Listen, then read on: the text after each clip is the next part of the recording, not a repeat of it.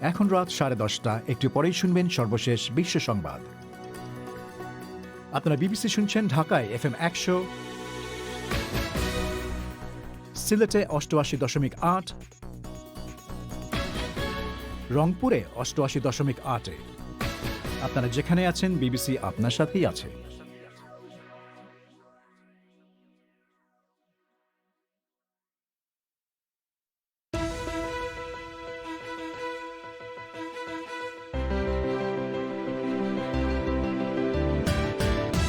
জেনিভায় দীর্ঘ বৈঠকে বসেছেন প্রেসিডেন্ট জো বাইডেন এবং প্রেসিডেন্ট ভ্লাদিমির পুতিন। ইতিবাচক ফলাফলের আশা ক্ষীণ। ঢাকায় কোভিড সংক্রমণের নতুন ঢেউয়ের আশঙ্কা করছেন অনেক বিশেষজ্ঞ। এক মাসেই সংক্রমণের হার দ্বিগুণ। বাংলাদেশে এবছরও এসএসসি এইচএসসি পরীক্ষা অনিশ্চিত। ক্ষুব্ধ হতাশ লাখ লাখ শিক্ষার্থী এবং অভিভাবক। ক্লাস খুলবে করে এখন পর্যন্ত বেশ কয়েকটা নোট দিয়েছে, খুলবে কিনা সেটাও তো সিওরিটি আমরা পাচ্ছি না কোথা থেকে। আবার অ্যাডমিশন কবে হবে কিছুই জানেন না। আমরা খুব অনিশ্চয়তার মধ্যে রয়ে গেছি যে কিছু করতে পারছি না। শেষে রয়েছে বিজ্ঞানের আসর। তবে অনুষ্ঠানের শুরুতে এখনকার মতো সর্বশেষ বিশ্ব সংবাদ।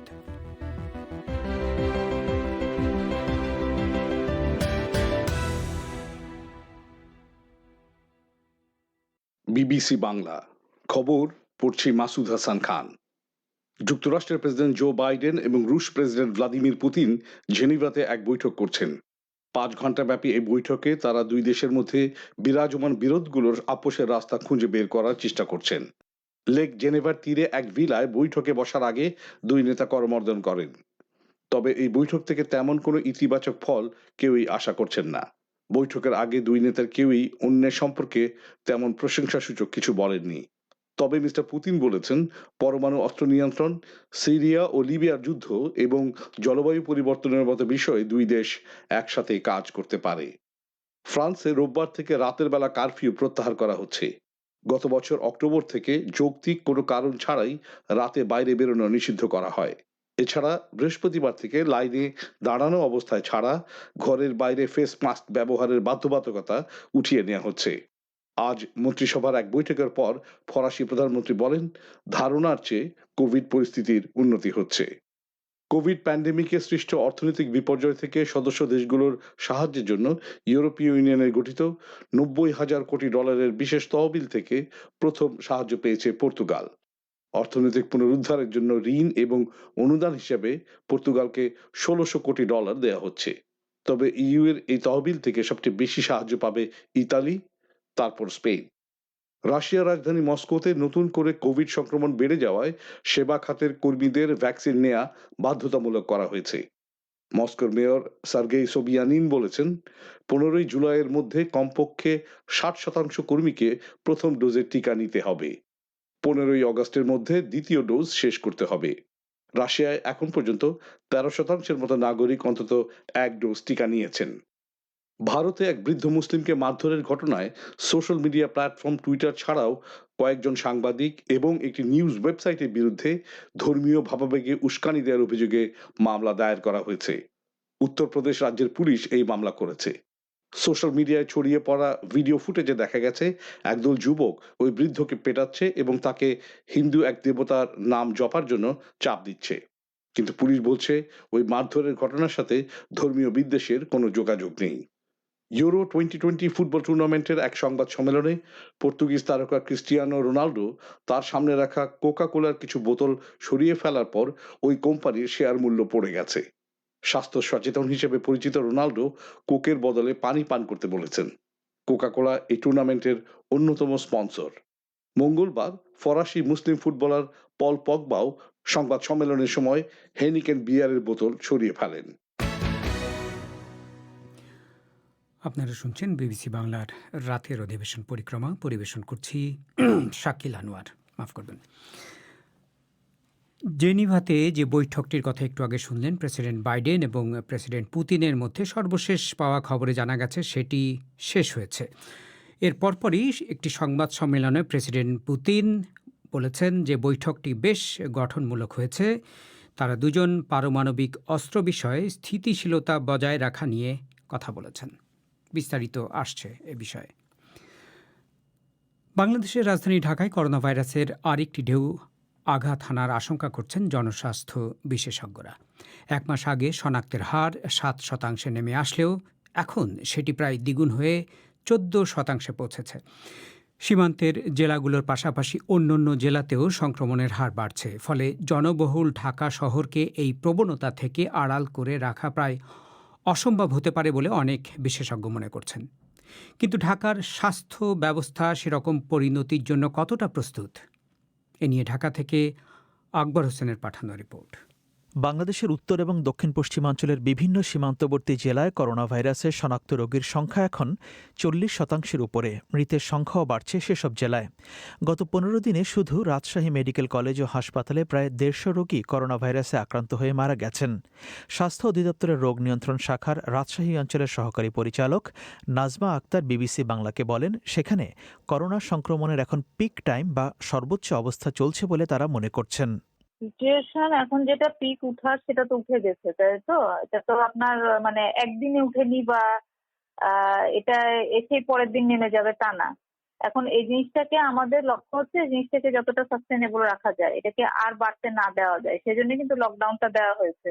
এটা এখনো কমার মতো হয়নি, কিন্তু এখন আমরা যা দেখছি যে আগের চেয়ে যে বেড়ে গেছে তা না, যেটা আমাদের ছিল সেটাই আছে আর কি। মানে আমাদের ঊর্ধ্বগতি হয়ে যে হারটা ছিল এখনো সেটাই আছে। এটা যে আরো বেশি হয়ে গেছে তা এখনো আমাদের পরিসংখ্যানে অন্তত নাই। শুধু সীমান্তবর্তী জেলা নয়, ঢাকার আশপাশের জেলাগুলোও এখন ঝুঁকিপূর্ণ হয়ে উঠছে। ঢাকার বেশ কাছে টাঙ্গাইল জেলায় এখন করোনা ভাইরাসে শনাক্ত রোগীর হার প্রায় 40%। গত এক সপ্তাহের পরিসংখ্যান পর্যালোচনা করে দেখা যাচ্ছে ঢাকা জেলায় করোনা ভাইরাসে আক্রান্তের হার কিছুটা বাড়তির দিকে। এক সপ্তাহ আগে পরীক্ষা অনুপাতে শনাক্তের হার ঢাকা জেলায় 4% থাকলেও এখন সেটি প্রায় 6%। বিশেষজ্ঞদের অনেকে আশঙ্কা করছেন, শনাক্তের হার এখন দৃশ্যত কম মনে হলেও সেটি ধীরে ধীরে বাড়তে পারে। জনস্বাস্থ্য বিশেষজ্ঞ বেনজির আহমেদ বলছেন, ঢাকায় করোনা ভাইরাসের তৃতীয় ঢেউ আঘাত করলে স্বাস্থ্য ব্যবস্থা সেটি কতটা সামাল দিতে পারবে তা নিয়ে সংশয় রয়েছে। আমার একদিকে দুই ধরনের শঙ্কা। একটা হলো যে সংক্রমণ যে বাড়ছে সেইটা আবারও আমাদের সেই মার্চ এপ্রিলের মতো পুনরাবৃত্তি অথবা তারও চেয়ে ভয়াবহ হবে কিনা এক। দ্বিতীয়ত এইটার জন্য এই যে আমাদের স্বাস্থ্য বিভাগের যথেষ্ট প্রস্তুতি নিচ্ছে না বলে যে অনুমানটা হচ্ছে, সেই কারণেও আরো খারাপ লাগছে যে আমরা কি আবারও এই ধীর গতির কারণে, অপ্রস্তুতির কারণে বড় সমস্যায় পড়তে যাচ্ছি। চলতি বছরের মার্চ এপ্রিল মাসে করোনা ভাইরাসের দ্বিতীয় ঢেউয়ের আঘাতে বিপর্যস্ত হয়ে পড়েছিল স্বাস্থ্য ব্যবস্থা। গত 1 মাস যাবৎ হাসপাতালে রোগীর সংখ্যা অবশ্য বেশ কমেছে। স্বাস্থ্য অধিদপ্তরের পরিসংখ্যানে দেখা যাচ্ছে ঢাকায় কোভিড চিকিৎসার জন্য নির্ধারিত হাসপাতাল শয্যার 77% খালি রয়েছে। কিন্তু করোনা ভাইরাসের তৃতীয় ঢেউ আঘাত করলে জনবহুল ঢাকা শহরের স্বাস্থ্য ব্যবস্থা সেটি সামাল দিতে পারবে কিনা। আজ এক অনলাইন সংবাদ সম্মেলনে বিষয়টি জিজ্ঞেস করেছিলাম স্বাস্থ্য অধিদপ্তরের অন্যতম মুখপাত্র অধ্যাপক নাজমুল ইসলামকে। এই মুহূর্তে কোভিড ডেডিকেটেড 7,000 শয্যা বরাদ্দ আছে হাসপাতালে। রোগীর সংখ্যা যদি 8,000 হয়ে যায় তাহলে সেটি কিন্তু ব্যবস্থা করা অত্যন্ত চ্যালেঞ্জিং হয়ে দাঁড়াবে। আর আমরা যদি শতকরা হারে বিবেচনা করি যে ঢাকা শহরে কত, এখনো সেটি কিন্তু 10%-এর নিচে আছে। আমরা যদি আরো নির্দিষ্ট করে আমরা বলি যে ঢাকা শহরে এখন শনাক্তের শতকরা হার কত, তাহলে আমরা গত 24 ঘন্টার ফলাফল দেখলে সেটি কিন্তু এখনো 6%-এর নিচে আছে। কিন্তু সারা বাংলাদেশের চারপাশ থেকে যদি রোগীর সংখ্যা বাড়তে থাকে এবং আন্তজেলা যদি যাওয়া আসাটি চলতে থাকে, তাহলে কিন্তু ঢাকাতেও রোগীর সংখ্যা বেড়ে যাওয়ার একটি আশঙ্কা থেকেই যায়। গাণিতিক মডেল বিশ্লেষণ করে বিশেষজ্ঞদের অনেকেই এরই মধ্যে ধারণা দিয়েছেন জুলাই মাসে বাংলাদেশে করোনা ভাইরাসের আরেকটি সর্বোচ্চ পিক বা চূড়া আসতে পারে। বাংলাদেশ কমো মডেলিং গ্রুপের আওতায় যেসব বিশ্লেষক এ সম্ভাব্য চিত্র এঁকেছেন তারা সেটি গত 30শে মার্চ সরকারের কাছে জমা দিয়েছেন। পরিস্থিতি সেদিকে গেলে ঢাকার অবস্থা আরও নাজুক হবে বলে বিশ্লেষকরা আশঙ্কা করছেন। আকবর হোসেন। ওদিকে বাংলাদেশে করোনা ভাইরাসের সংক্রমণ ঊর্ধ্বমুখী হওয়ায় এসএসসি এবং এইচএসসি পরীক্ষা আদৌ নেওয়া সম্ভব হবে কিনা, আর পরীক্ষা না হলে বিকল্প কী হবে তা নিয়ে চিন্তাভাবনা চলছে বলে জানিয়েছেন কর্মকর্তারা। গতকাল শিক্ষামন্ত্রী দীপু মনিও একই ধরনের কথা বলেছেন। মহামারীর কারণে গত 15 মাস ধরে দেশের শিক্ষা প্রতিষ্ঠানগুলো বন্ধ রয়েছে। এখন কবে পরীক্ষা হবে, আদৌ হবে কিনা, উচ্চশিক্ষার ক্ষেত্রে কী ব্যবস্থা হবে এ নিয়ে শিক্ষার্থী এবং অভিভাবকদের মধ্যে অনিশ্চয়তা কাজ করছে। ঢাকা থেকে আরও জানাচ্ছেন সাইয়েদা আক্তার। মহামারীর কারণে যখন দেশের শিক্ষা প্রতিষ্ঠানগুলো বন্ধ ঘোষণা করা হয়, জুহাইরিয়া আনান তখন উচ্চ মাধ্যমিক প্রথম বর্ষের শিক্ষার্থী ছিলেন। এরপর অনলাইনেই পরীক্ষা দিয়ে দ্বিতীয় বর্ষে উত্তীর্ণ হবার পর এবছর তার এইচএসসি পরীক্ষা দেবার কথা। বাংলাদেশে সাধারণত এপ্রিল মাসে এই পরীক্ষা অনুষ্ঠিত হয়ে থাকে, কিন্তু জুহাইরিয়া বলছেন করোনা ভাইরাসের কারণে এখন অনিশ্চিত হয়ে গেছে সবকিছু।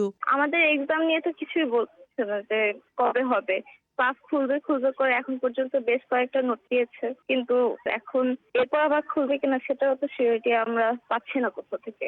আবার অ্যাডমিশন কবে হবে, এইচএসসি এর পরে অ্যাডমিশনের একটা অ্যাডমিশন দেয়া লাগবে। এখন আমরা ওটা কবে হবে ওটার বিষয়ে কিছুই জানি না। আমরা খুব অনিশ্চয়তার মধ্যে রয়ে গেছি যে কিছু করতে পারছি না। জুহাইরিয়ার মতো কয়েক লক্ষ শিক্ষার্থী এবছর এইচএসসি পরীক্ষা দেবেন। বাংলাদেশে 2020 সালের উচ্চ মাধ্যমিক ও সমমানের পর্যায়ে মোট পরীক্ষার্থীর সংখ্যা ছিল 13,65,000-এর বেশি। পরীক্ষার্থীদের মতো উদ্বেগে রয়েছেন তাদের অভিভাবকেরাও। জুহাইরিয়ার মা মুসলেমা চামেলি বিবিসিকে বলেছেন, শিক্ষা প্রতিষ্ঠান বন্ধ থাকায় সন্তানের পড়াশোনার স্বাভাবিকতায় ছেদ পড়েছে। এক সময় ছিল যারা সময় মতো পড়তে বসতো, সময় মতো টিচারের কাছে যেত, কোচিং করতো, সবকিছু একটা সময় মতো ছিল, কিন্তু এখন তো এগুলো নাই। আসলে বাসায় কিন্তু টিচার দিয়েছি ওকে আমি, তার ব্যাপারে দেখা যায় যে আর এক সময় আবার ও আবার কি করতেছে, ওই হয়তো মোবাইলে গেম নিয়ে আসে। এই তো সমস্যা, তো এই টেনশন তো এইটাই আমাদের, যে কি করবে ওরা পরবর্তীতে। এদিকে শিক্ষা বোর্ডগুলো বলছে ইতিমধ্যেই তারা এসএসসি এবং এইচএসসি পরীক্ষা নেবার প্রস্তুতি সম্পন্ন করেছে। এসএসসি পরীক্ষা নেবার জন্য প্রশ্নপত্র তৈরি করা হয়েছে।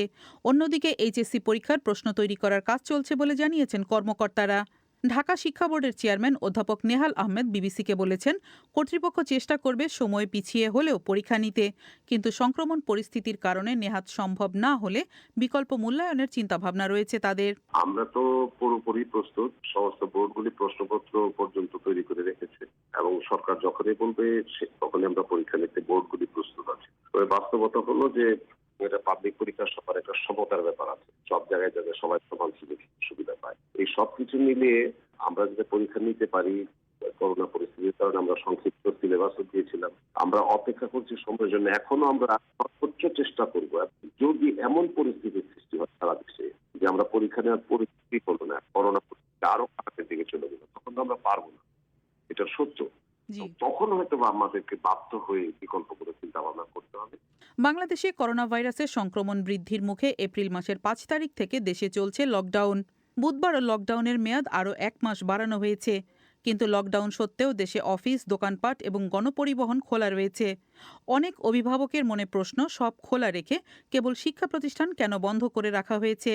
জনস্বাস্থ্য বিশেষজ্ঞরা বলছেন, সকলেরই আক্রান্ত হবার ঝুঁকি রয়েছে, কিন্তু শিক্ষা খাতের স্থবির অবস্থা দূর করার জন্য এখন ব্যবস্থা নেওয়া দরকার। পাবলিক হেলথ ফাউন্ডেশন বাংলাদেশের চেয়ারপারসন ডক্টর শারমিন ইয়াসমিন বলছেন, শিক্ষার্থীদের বয়স বিবেচনা করে এবং তাদের ভ্যাকসিন দেওয়ার মাধ্যমে ঝুঁকি কমানো সহ নানা ধরনের ব্যবস্থা বিবেচনায় নিতে হবে সরকারকে।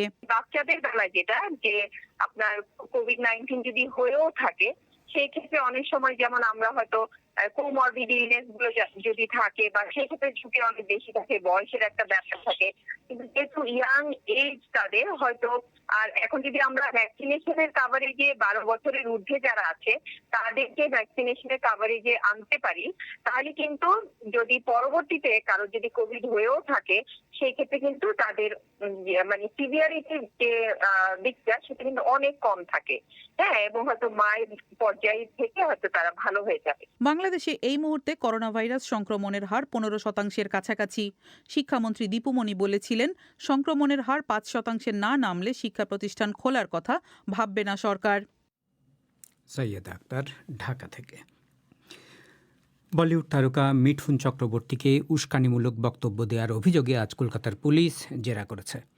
মিস্টার চক্রবর্তী একসময় তৃণমূল কংগ্রেসের সংসদ সদস্য থাকলেও পশ্চিমবঙ্গ নির্বাচনের আগে বিজেপিতে যোগ দেন তিনি। ভোটের প্রচারে তার কিছু জনপ্রিয় সিনেমার ডায়লগ তিনি বলে বেরিয়েছেন, যেগুলোকে হিংসায় উস্কানি বলে পুলিশের কাছে অভিযোগ দায়ের করা হয়। সেই মামলাতেই আজ তাকে জেরা করা হয়েছে। এ নিয়ে বিস্তারিত জানাতে কলকাতা থেকে এখন আমার সাথে যোগ দিচ্ছেন আমাদের সংবাদদাতা অমিতাভ ভট্টশালী। অমিতাভ, মিঠুন চক্রবর্তীকে উস্কানিমূলক বক্তব্য দেওয়ার জন্য যে জেরা আজকে কলকাতার পুলিশ করেছে, তারা ঠিক আসলে কি জানতে চেয়েছে তার কাছ থেকে?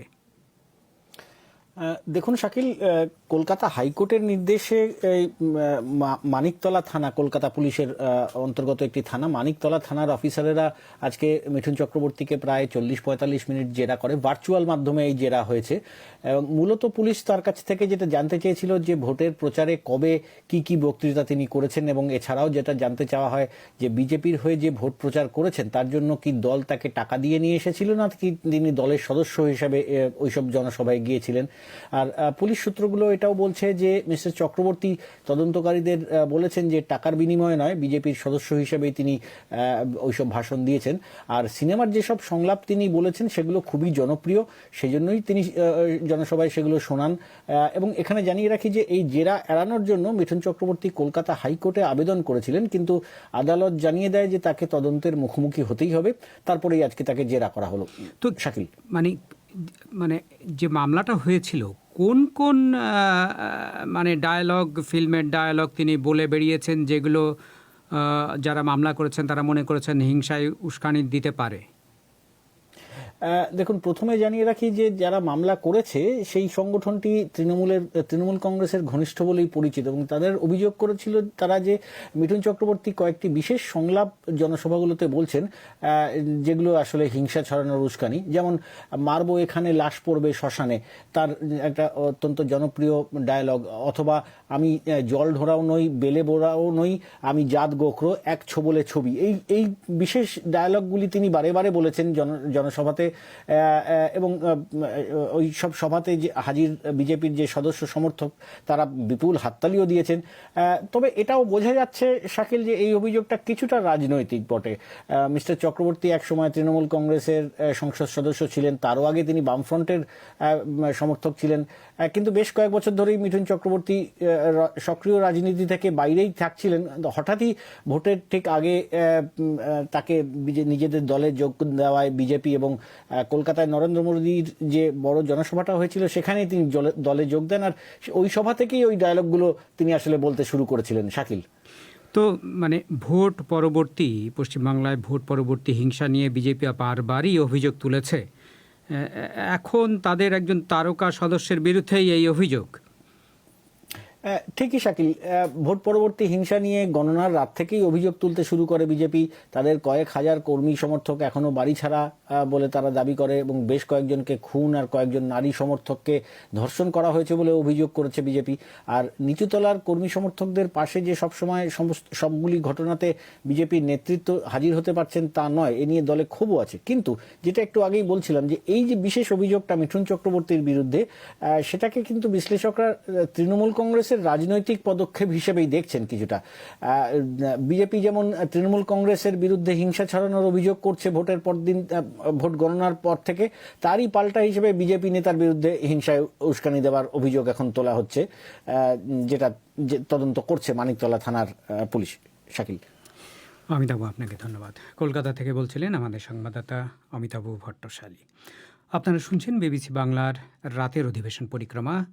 শোনা যাচ্ছে রেডিও ছাড়াও আমাদের ওয়েবসাইটে www.bbcbangla.com-এ। এবারে আজকের ম্যাগাজিন বিজ্ঞানের আসর। অল্প কিছু তিমির পেটের ভেতরে এমন একটি জিনিস পাওয়া যায় যা স্বর্ণের মতো দামি। এর নাম অ্যাম্বারগ্রিস। প্রথম কথা হচ্ছে অ্যাম্বারগ্রিস শুধুই মাত্র স্পার্ম হোয়েলের ভেতর পাওয়া যায়, অন্য কোনো ধরনের হোয়েলের মধ্যে, অন্য কোনো ধরনের তিমির মধ্যে অ্যাম্বারগ্রিসের অস্তিত্ব পাওয়া যায়নি। সে কারণে এটা এত দুর্লভ যে এর প্রতি কেজির মূল্য দাঁড়িয়েছে লক্ষ লক্ষ টাকা। চাঁদে মানুষ পাঠানোর জন্য শক্তিশালী এক রকেট তৈরি করেছে নাসা। আর গবেষণা বলছে শিশুর নিজেকে শারীরিকভাবে কষ্ট দেওয়ার প্রবণতা ঠেকানো সম্ভব। এসব নিয়েই এ সপ্তাহের বিজ্ঞানের আসর পরিবেশন করছি মিজানুর রহমান খান। যুদ্ধ বিধ্বস্ত দেশ ইয়েমেনে একদল জেলের জীবন হঠাৎ করেই বদলে গেছে। তিমি মাছের পেটের ভেতরে পাওয়া দুর্লভ এক জিনিস বদলে দিয়েছে তাদের ভাগ্য। অন্যান্য দিনের মতো সেদিনও তারা এডেন উপসাগরে মাছ ধরতে গিয়েছিলেন। এক পর্যায়ে তারা একটি মরা স্পাম তিমি ভাসতে দেখেন। তখনও তারা ভাবতে পারেননি যে এর পেটের ভেতরে আছে মহামূল্যবান এক পদার্থ। এই জিনিসটির নাম অ্যাম্বারগ্রিস, যার বাজার মূল্য 15 লাখ মার্কিন ডলারের বেশি। একজন জেলে বলছেন, সকালবেলায় একজন জেলে তাদেরকে ফোন করে জানান যে তিনি সাগরে একটি তিমি মাছের মরদেহ ভাসতে দেখছেন, যার ভেতরে অ্যাম্বারগ্রিস পাওয়া যাবে বলে তিনি ধারণা করছেন। এরপর তারা সেখানে ছুটে যান। কাছে যাওয়া মাত্র তীব্র একটা গন্ধ নাকে এসে লাগে। পরে সেটাকে সমুদ্রের তীরে নিয়ে এসে পেট কেটে দেখা গেল তার ভেতরে অ্যাম্বারগ্রিস। সব তিমির পেটে এই অ্যাম্বারগ্রিস থাকে না, শুধুমাত্র স্পার্ম হোয়েলের 1 থেকে 2% পেটে মূল্যবান এই জিনিসটি থাকতে পারে। এই অ্যাম্বারগ্রিস নিয়ে আমি কথা বলছিলাম চট্টগ্রাম বিশ্ববিদ্যালয়ের সমুদ্র বিজ্ঞানী সাইদুর রহমান চৌধুরীর সঙ্গে। শুরুতেই জানতে চেয়েছিলাম এটি আসলে কি জিনিস। এক প্রজাতির তিমি মাছ, যেটাকে আমরা স্পার্ম হোয়েল বলি, এই স্পার্ম হোয়েলের পৌষ্টিকতন্ত্রের ভেতরে সে এক ধরনের রস নিঃসরণ করে। এই রসটা পরবর্তী সময় জমে গিয়ে অ্যাম্বারগ্রিসে পরিণত হয়। এই রসটা সে নিঃসরণ করে থাকে বিশেষত তার নিজের পৌষ্টিকতন্ত্রকে রক্ষা করবার জন্য। এই স্পার্ম হোয়েল যে সমস্ত অন্য সামুদ্রিক প্রাণী এবং মাছকে সে খায়, সেই সমস্ত প্রাণীর যে শক্ত অংশগুলো, হাড়গোড় বা অন্যান্য শক্ত এবং ধারালো অংশ রয়েছে, সেই অংশগুলো যাতে তিমি নিজের পৌষ্টিকতন্ত্রকে ফুটো করে ফেলতে না পারে বা অন্য কোনোভাবে ক্ষতিগ্রস্ত করতে না পারে, তার থেকে প্রোটেকশন দেবার জন্য সে এই রসটা নিঃসরণ করে সেই শক্ত জিনিসটাকে সে কাভার করে ফেলে। সাধারণত এটা ছোট ছোট লাম্পে জমাট বাঁধে এবং সেগুলো তার এই পৌষ্টিক যেই মল রয়েছে মলের সাথে বেরিয়ে যায়। কিন্তু কখনো কখনো এগুলো যখন বেশি পরিমাণে অ্যাকুমুলেট করে, তখন সে একটা বড়সড় লাম্পে তার পৌষ্টিকতন্ত্রের ভেতরেই থাকে এবং সেটা তখন তার পায়ুপথ দিয়ে আর বের হবার মতো অত ছোট আকৃতির থাকে না। তখন কখনো কখনো বিজ্ঞানীদের ধারণা যে তিমি এগুলো অনেক সময় মুখ দিয়ে বের করে, সেজন্যই এই অ্যাম্বারগ্রিসের আরেক নাম হচ্ছে হোয়েল ভমিট, যে এটা স্পার্ম হোয়েলের বমি। তার মানে সব স্পার্ম হোয়েলের মধ্যে এই অ্যাম্বারগ্রিস পাওয়া যাবে না, কিছু কিছু স্পার্ম হোয়েলের মধ্যে হয়তো বা এটা পাওয়া যেতে পারে। এক্স্যাক্টলি। প্রথম কথা হচ্ছে অ্যাম্বারগ্রিস শুধুই মাত্র স্পার্ম হোয়েলের ভেতর পাওয়া যায়, অন্য কোনো ধরনের হোয়েলের মধ্যে, অন্য কোনো ধরনের তিমির মধ্যে অ্যাম্বারগ্রিসের অস্তিত্ব পাওয়া যায়নি। আর যত হোয়েল রয়েছে তার মধ্যে আনুমানিক 1 থেকে 2 বা 3% স্পার্ম হোয়েলের ভেতরেই শুধুমাত্র এক্সট্রাক্ট করবার মতো পরিমাণে অ্যাম্বারগ্রিস পাওয়া যায়। সে কারণে এটা এত দুর্লভ যে এর প্রতি কেজির মূল্য দাঁড়িয়েছে লক্ষ লক্ষ টাকা। তো আমরা জানি যে সুগন্ধি তৈরি করতে বা পারফিউম ইন্ডাস্ট্রিতে এই অ্যাম্বারগ্রিস ব্যবহার করা হয় কি কারণে? প্রধানত 2 কারণে এর ব্যবহার শুরু হয়েছে পারফিউমারিতে। তো একটি হচ্ছে তার মধ্যে একটা মাস্কি টোন নিয়ে আসবার জন্য, এবং দ্বিতীয় কারণটি হচ্ছে যে এই অ্যাম্বারগ্রিস ব্যবহার করলে সুগন্ধিটা অনেকক্ষণ আমাদের শরীরে থাকে, অর্থাৎ যেটাকে আমরা লং লাস্টিং পারফিউম বলি, এই লং লাস্টিং করবার জন্য। যদিও এর বিকল্প কেমিক্যাল সাবস্ট্যান্স বেরোয় গিয়েছে সিনথেটিক, কিন্তু যেগুলো নামি দামি ব্র্যান্ড রয়েছে পারফিউমের, তারা ওই নভেলটির কারণেই এখনো ওই প্রাকৃতিকভাবে সংগৃহীত অ্যাম্বারগ্রিসের উপরেই বেশি নির্ভর করে। বিজ্ঞানীরা বলেন যে এই স্পার্ম হোয়েল হচ্ছে একটা বিপন্ন প্রজাতির প্রাণী, প্রায় বিপন্ন, পৃথিবী থেকে হারিয়েই যাচ্ছে। সারা পৃথিবীতে এই স্পার্ম হোয়েলের সংখ্যা কত, সেটার কি কোনো ধারণা করা যায় যে কত স্পার্ম হোয়েল আছে এবং হিসেব কত? ঠিকই বলেছেন যে এটিকে বিপন্ন প্রাণী হিসেবেই গণ্য করা হয়। আমাদের বিশ্বে এই হোয়েলিং বা তিমি শিকারের প্রক্রিয়াটা শুরু হয়েছে 19 শতকে, এবং তার আগে এই হোয়েলিং শুরু হবার আগে বিজ্ঞানীদের ধারণা যে প্রায় 11 লক্ষের মতো স্পার্ম হোয়েল তখন মহাসমুদ্রে ছিল। কিন্তু এই প্রায় 200 বছরের তিমি শিকারের ফলে এর পরিমাণ 25% নেমে এসেছে। এখন ধারণা করা হয় যে আনুমানিক হয়তো 3 লক্ষের মতো জীবিত স্পার্ম হোয়েল সমুদ্রে রয়েছে। এই তিমি মাছ কেন শিকার করা হয়, কি কাজে লাগে? তিমি মাছ শিকার শুরু হয়েছে একদিকে প্রথমত কিছু দেশের মানুষ তিমি মাছের মাংস খাবার হিসেবে গ্রহণ করে থাকে। এছাড়াও তিমি মাছে প্রচুর পরিমাণ অন্যান্য, বিশেষ করে তিমির যে তেল চর্বি আছে, এগুলোর বিভিন্ন কমার্শিয়াল ইন্ডাস্ট্রিয়াল ব্যবহার ছিল, এবং অ্যাম্বারগ্রিসও এর মধ্যে একটা, যে এরও ব্যবহার ইতিমধ্যে মানুষ যেহেতু জেনেছে। এরকম বহু মূল্যবান জিনিস যেগুলোর আরো 200 বছর আগে অনেকগুলোরই কোনো সিনথেটিক কেমিক্যাল সাবস্টিটিউট ছিল না, যার ফলে মানুষ প্রাকৃতিকভাবেই বিভিন্ন প্রাণী উদ্ভিদ থেকে বিভিন্ন ধরনের কেমিক্যাল সামগ্রী সংগ্রহ করত। সেই কারণেই ওই 19 শতকের দিকে এই তিমি শিকারটার প্রবণতা বাড়ে। এখন বর্তমান সময়ে যে সমস্ত কেমিক্যাল সাবস্টেন্স তিমি থেকে পাওয়া যায় তার প্রায় সবই সাবস্টিটিউট আছে, কিন্তু এখনো কিছু কিছু পরিমাণ হোয়েলিং চলছে শুধুমাত্র তার মিটের জন্য, মাংসের জন্য। আপনি বলছিলেন যে সারা পৃথিবীতে 3 লক্ষের মতো স্পাম হোয়েল আছে। তো দক্ষিণ বঙ্গোপসাগরে কি এই তিমি থাকতে পারে, বা অন্য জায়গা থেকে এই এলাকায় এই স্পাম হোয়েলের আসার কোনো সম্ভাবনা আছে? হাইপোথেটিক্যালি থাকতে পারে, তার কারণ হচ্ছে যে স্পার্ম হোয়েলের বিস্তৃতি সমগ্র বিশ্বে, কিন্তু আমরা স্পেসিফিক্যালি বঙ্গোপসাগরে স্পার্ম হোয়েল দৃশ্যমান হয়েছে এরকম কোনো স্পটিং রিপোর্টের কথা জানি না। বঙ্গোপসাগরের একেবারে উত্তর বঙ্গোপসাগর এলাকায় শ্যালো অংশে স্পার্ম হোয়েল আসবে না, কারণ স্পার্ম হোয়েলের একটা স্বভাব হচ্ছে সে 1000 মিটার গভীরতার কম সমুদ্রে সে যায় না। যেখানে আমাদের বঙ্গোপসাগরে 2.5 কিলোমিটার বা 3 কিলোমিটার, 3.5 কিলোমিটার পর্যন্ত গভীরতা আছে, সেখানে সে আসতেও পারে। কিন্তু তাদের সংখ্যা যেহেতু আমরা আগেই বলেছি যে মাত্র 3 লাখের মতো, গোটা বে অফ বেঙ্গলে যদি আমরা স্পার্ম হোয়েলের ইকুয়াল ডেন্সিটি বিবেচনা করি, তাহলে এখানে মাত্র 1-150 sperm whale at any given time দৃশ্যমান হওয়ার সম্ভাবনা থাকে বা সুযোগ থাকে। বলছিলেন চট্টগ্রাম বিশ্ববিদ্যালয়ের সমুদ্র বিজ্ঞানী সাইদুর রহমান চৌধুরী। যুক্তরাষ্ট্রের মহাকাশ গবেষণা সংস্থা নাসা চাঁদে মানুষ পাঠানোর জন্য একটি শক্তিশালী রকেট তৈরি করেছে। এর নাম স্পেস লঞ্চ সিস্টেম বা SLS, যার উচ্চতা 65 মিটার। এবছরের আরও পরের দিকে নাসা এই SLS রকেট মহাশূন্যে পাঠানোর পরিকল্পনা করছে। এই মিশনের নাম আর্টেমিস 1। এই অভিযানে SLS রকেটটি আমেরিকার অত্যাধুনিক মহাকাশযান ওরিয়নকে চাঁদে নিয়ে যাবে। তবে এই মিশনে কোনো নভোচারী থাকবে না। SLS-এ মানুষ পাঠানোর আগে প্রকৌশলীরা এই রকেট এবং মহাকাশযানকে একসাথে করে মহাশূন্যে পাঠানোর বিষয়ে আরও নিশ্চিত হতে চান। নাসার বিজ্ঞানীরা বলছেন এই রকেটে করে 2023 সালে চাঁদে মানুষ পাঠানো হবে বলে তারা আশা করছেন।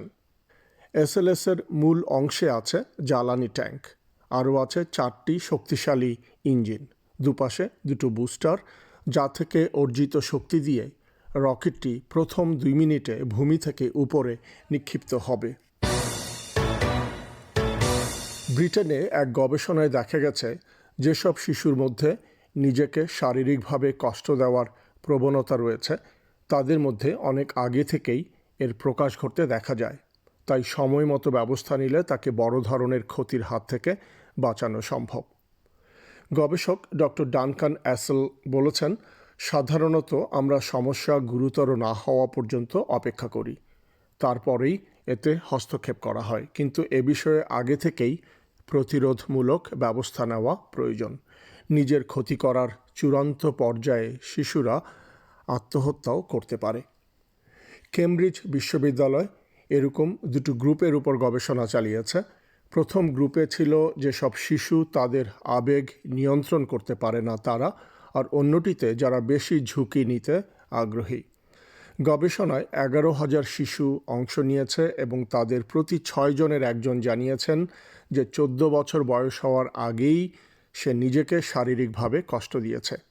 গবেষণাটি বলছে স্কুলে অ্যান্টি বুলিং পদক্ষেপ এবং শিশুদের ঘুমের মান উন্নত করার মাধ্যমে পরবর্তী জীবনে তাদের নিজের ক্ষতি করার ঝুঁকি কমানো সম্ভব।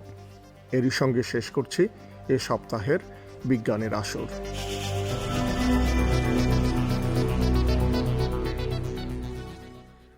পরিবেশন করলেন মিজানুর রহমান খান। এখনকার প্রধান খবর, মার্কিন প্রেসিডেন্ট বাইডেন এবং রুশ প্রেসিডেন্টের মধ্যে পুতিনের মধ্যে জেনিভাতে বৈঠকটি শেষ হয়েছে। পরপরই এক সংবাদ সম্মেলনে মিস্টার পুতিন বৈঠকটিকে গঠনমূলক বলে বর্ণনা করেছেন। তিনি বলেন, পারমাণবিক অস্ত্রের স্থিতিশীলতা বজায় রাখা নিয়ে বৈঠকে কথা হয়েছে। মিস্টার পুতিন বলেন যে প্রেসিডেন্ট বাইডেন বৈঠকে রাশিয়ার মানবাধিকার পরিস্থিতি নিয়ে উদ্বেগ প্রকাশ করেছেন, কিন্তু তিনি এক্ষেত্রে যুক্তরাষ্ট্রের নিজের রেকর্ডের কথা স্মরণ করিয়ে দিয়েছেন। মিস্টার পুতিন বলেন, 2017 সালে মার্কিন কংগ্রেসে আইন করে রাশিয়াকে শত্রু দেশ হিসাবে চিহ্নিত করা হয়েছে এবং রাশিয়ার উন্নয়ন বাধাগ্রস্ত করতে বিরোধীদের সমর্থন জোগানোর সিদ্ধান্ত নিয়েছে আমেরিকা। মিস্টার বাইডেনের শিবির থেকে কিছু এখনও শোনা যায়নি। আমাদের পরবর্তী অধিবেশন আগামীকাল বাংলাদেশে সন্ধ্যে 7:30, ভারতে সন্ধ্যে 7টায় শুনবেন আশা করে। আমি শাকিল আনোয়ার আজকের মতো এখানেই বিদায় চাইছি।